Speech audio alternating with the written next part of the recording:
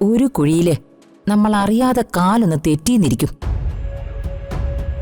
അതൊരു തോൽവിയല്ല. എനിക്ക് ധൈര്യം തരേണ്ടവനാ നീ. നീയേ നിരാശപ്പെടരുത്. അംബികാവർമ്മയ്ക്ക് ഒരു ലക്ഷ്യമുണ്ട്. ആ ലക്ഷ്യത്തിലേക്ക് ഞാൻ എത്തുക തന്നെ ചെയ്യും. അമ്മയെയും മകളെയും ഞാൻ ഇല്ലാതെയാക്കും. നീയേ കണ്ടു നിന്നാ മതി.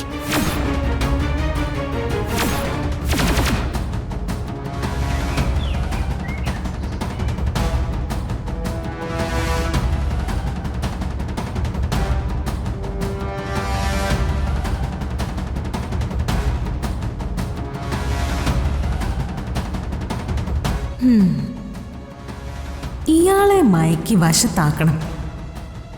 ഇയാളുടെ സ്നേഹം പരമാവധി പിടിച്ചുപറ്റണം. മാക്സിമം സോപ്പിടണം.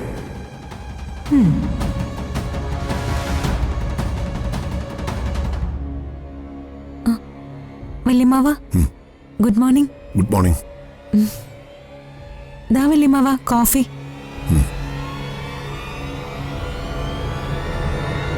കുടിക്കുന്നതിന് മുൻപ് ഒരു കാര്യം ഞാൻ പറയാം.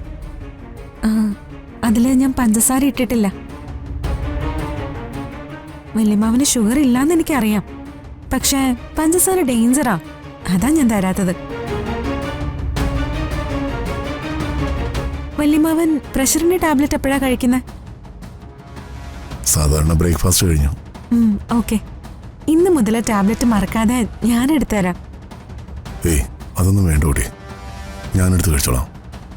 പ്രഷറിന്റെ ടാബ്ലറ്റ് കഴിക്കാൻ ഒരു കാരണവശാലും മറന്നു പോകരുത്.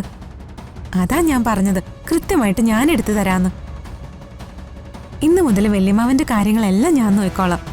ഏയ്, അതൊന്നും വേണ്ട കൂടി, നിങ്ങളൊക്കെ നിങ്ങളുടെ കാര്യങ്ങൾ ശ്രദ്ധിച്ചാൽ മതി. വല്യമ്മാവന്റെ ഇപ്പോഴത്തെ സിറ്റുവേഷൻ എനിക്കറിയാം. എനിക്കത് മനസ്സിലാവും. ഈ ടെൻഷന്റെ ഇടയ്ക്ക് പ്രഷറിന്റെ ഗുളിക കഴിക്കാതിരുന്ന അതിന്റെ ആഫ്റ്റർ എഫക്ട്സ് എന്തായിരിക്കും എന്നറിയോ വല്യമ്മാവന്? മെന്റൽ സ്ട്രെസ് കുറയ്ക്കാൻ നടക്കുന്നത് നല്ലതാ, അല്ലെങ്കിൽ യോഗ.